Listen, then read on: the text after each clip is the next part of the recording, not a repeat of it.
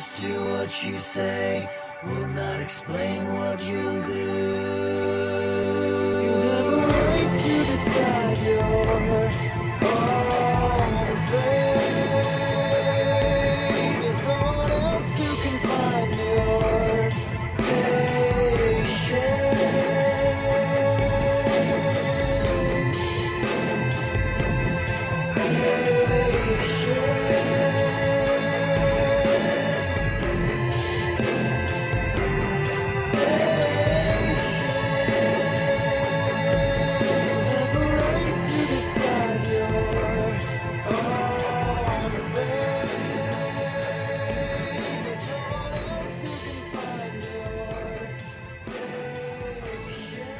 There you go. That's Patience.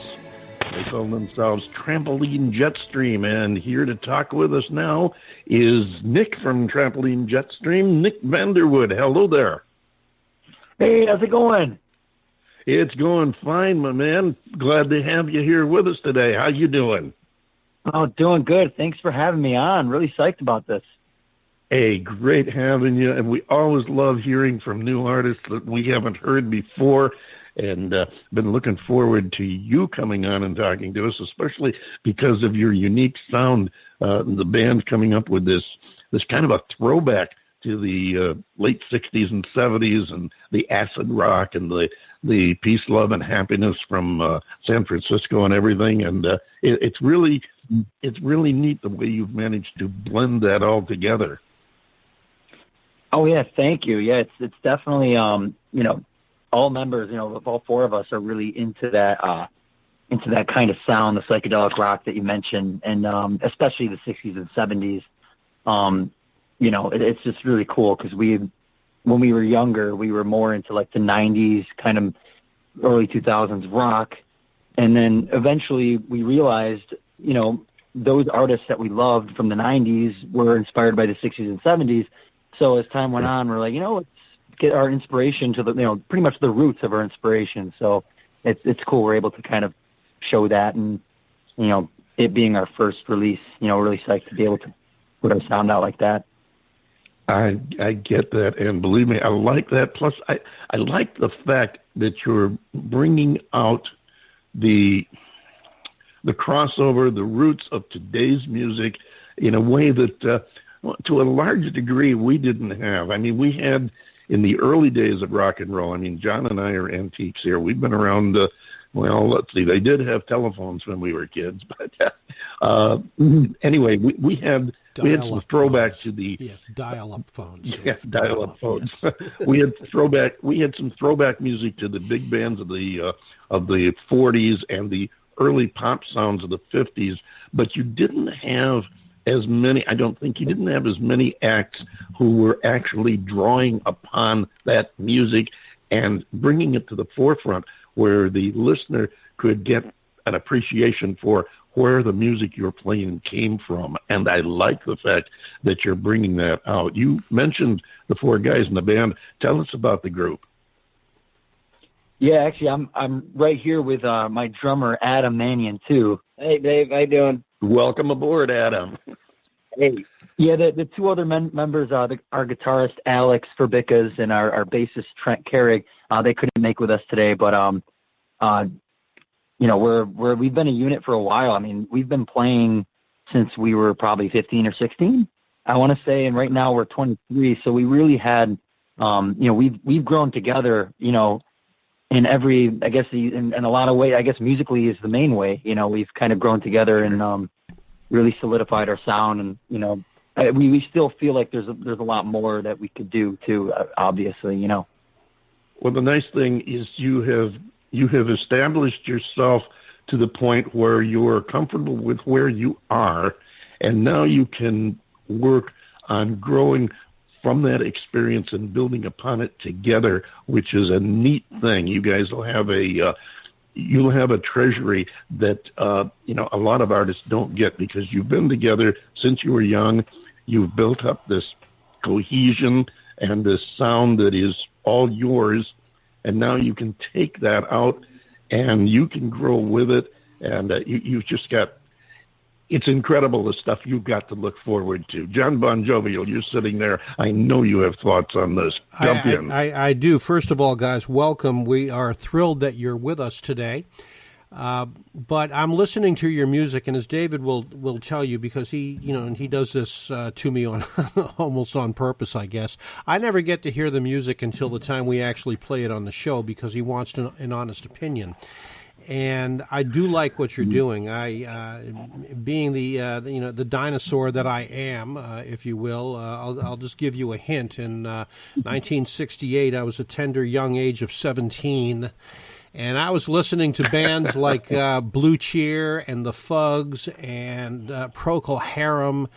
And if you don't know who these guys are, look them up on YouTube, and you'll see some similarities there. You guys are doing a lot of what they were doing 53, 52 years ago. And the music has stuck with me to this day. And listening to what you were doing really brought me back to that time period. So I applaud you for doing that, because you're right. It is the root of this kind of rock and roll. It's not the root of rock and roll, but this particular type it is. Oh yeah, that's great to hear. That's really cool. That's the first time you heard it. We're really interested to hear what people think, like at first glance. And yeah, that's great. And we know we've heard of the Fugs. Yep. That's great. Yeah, and you got to look up Blue Cheer, and you got to look up Procol Harum, because Procol Harum is known for a classic song, Whiter Shade of Pale, but they did so much more, and they really went out on an experimental ledge that most people don't know about. And what you're doing is a lot of what they were doing. And you had a lot of other groups from the era. I mean, you can think of there was Strawberry Alarm Clock, the Faces. I guess they were tiny faces, little faces, small faces. What were they? Small faces. Small faces. Yeah, with Rod Stewart. I was close. Yeah. It's been a while, but yeah, it was quite an era in music, and it has established its own place, and it's really good to hear somebody that is able to do a contemporary draw out of that sound and make it work today. That's a really good thing. Now, you guys, this is your initial album release, correct? Yeah. This actually this wasn't supposed to be our first release. We had kind of an interesting delay.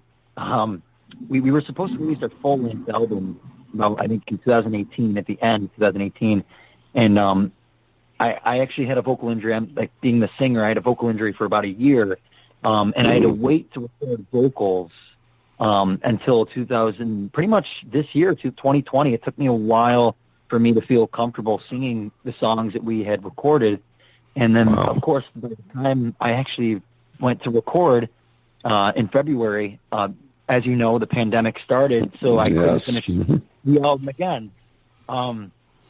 So here we are now, and luckily, of course, we've had so much time to record newer music that we just have a stockpile of songs and album. I guess you could say we have a couple albums kind of in the stockpile, and we're going to I'm going to go in the studio the end of this month to actually start that album that was supposed to be released 2 years ago, which is just very interesting.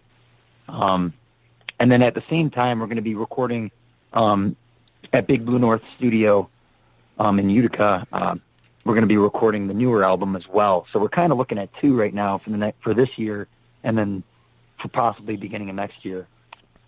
Awesome. That is really something to be excited about. Now, with all of this stuff in the can or soon to be in the can, are you looking forward to being able to go out and do some touring in support of your music, or are you doing anything now like live stream events or house parties or anything?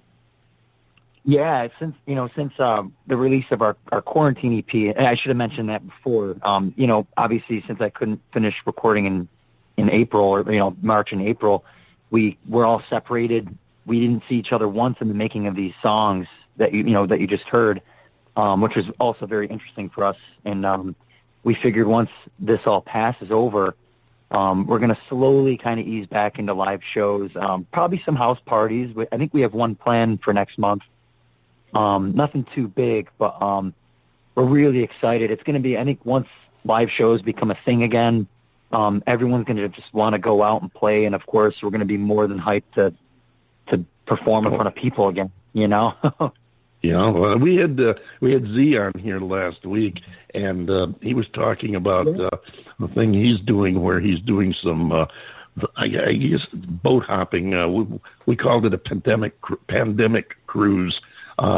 We were talking about he had mentioned the possibility of doing a rafting down a river like the one of the creeks up in the area or when you're fishing areas, and having gatherings along the side where different bands would play, where you'd float down, and the first band might be Trampoline Jetstream, and then you'd float a little further and there'd be another band.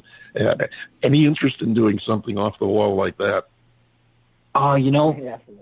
Yeah, I think I heard him talking about that. We did an interview with him a couple weeks ago, and we were talking. I mean, that'd be great. That'd be really fun, different. And make it cool. I had to get him on the show to talk about that because the idea just struck me as so cool. I'm from upstate New York, from your area, a little place called Holland Patent, I know the West Canada Creek and the fishing country up there, and I miss it terribly. But, that would be such a neat thing. I told him he could probably really make a name for himself, too, because if he gets some videos of that and, get some well-put-together little packages up on YouTube, he's going to draw an awful lot of attention. And that would be really great, not only for him and the artist, but for the area, too, for upstate New York. I think you'd get an awful lot of mileage on the around the music world with something like that. That is neat. I really like that idea. Before we run out of time here, and we've been talking about the band and your music and everything, we got a track we're going to be playing here next, and I thought perhaps you'd tell us about it. It's called 4 Days on End. Oh, yeah, so this one... this one was very interesting. We started recording, actually, a very similar scenario. We started recording at the end of 2018, and of course, with my vocal injury, I couldn't sing the parts yet. So, pretty much the next summer, almost a year later, I actually finally recorded the tracks, and then we were saying, we'll put that in the stockpile. It was sort of a B-side, and then eventually, once the pandemic started, we figured that would be a perfect song to put out, and along with the Quarantine EP. So we're really psyched about that. Fantastic. Now, before we let you go, tell the folks where they can find you on your line and maybe how they can get your music. Yeah, so you can just, if you search Trampoline Jetstream on pretty much any platform, you should be able to find us, and you'll see the album title, 4 Days on End. If you want to, you can follow us on Instagram, Trampoline Jetstream. Twitter is Tramp Jetstream, and then Facebook is Trampoline Jetstream. You pretty much could type that anywhere, and we should pop up right at the top. Even YouTube as well. Gotcha. I want to thank you so much for coming in and sharing some time with us today, telling us your story, and letting us in kind of behind the scenes to know what's going on with you guys. And I'm really sorry to hear about the voice problems you had, especially the fact that it took you so long. I can relate because I've had some lesser problems